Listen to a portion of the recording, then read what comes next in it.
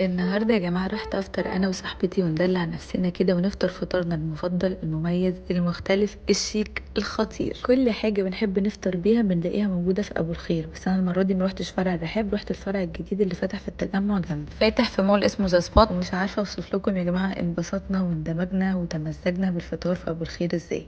كفاية بس ريحة المخبوزات الفريش اللي بتتعمل قدامكم بالمكونات اللي انتوا تختاروها، يبقى مغرقها لكم بالجبنة كده وتدخل الفرن قدامكم كده وتطلع بجد خطيرة. مخبوزات ابو الخير مش طبيعية. ومش بس كده، انتوا كمان تقدروا تخشوا تجيبوا كل طلبات البيت من ابو الخير. وعايزين بقى تشربوا عصاير فريش تشربوا، عايزين تعملوا احلى قهوة ممكن تشربوها هتلاقوها برضو في ابو الخير. البن بتاعه بجد عالمي، والمكسرات اللي متحمصة التحميصة المظبوطة. عايزين بقى انواع مربى عمركم ما شفتوها في حياتكم، عمركم سمعتوا يا جماعة مربى الورد؟ موجودة في ابو الخير. وتشوكلت ولوتس ومينت باتر سبريد، وعليهم بقى شوية مخللات عالمية، ولا الجبن بقى، كل انواع الجبن اللي تتخيلوها هتلاقوها موجودة في ابو الخير. وهتلاقوا عندهم كل انواع العسل وزيت الزيتون اللي ممكن تكونوا بتدوروا عليهم، ورز مصري ورز بسمتي وعدس احمر وعدس ابيض، كل حاجة بجد. عندهم كمان قسم خاص للبهارات بتاعتهم، وعاملين كمان قسم للصوصات باسعار حلوة جدا. ده غير ان عندهم احلى حلويات ممكن تاكلوها، شرقية وسورية، بجد طعمها خطير. ده غير ان هم كمان بيعملوا قدامكم الكنافة النابلسية فريش كده، بتبقى طعمها رهيب. ده غير ان عندهم مجمدات جاهزة على الطبخ عالمية. اقروا المكتوب تحت الفيديو عشان في ناس كتيرة قوي هتكسب. يلا باي باي.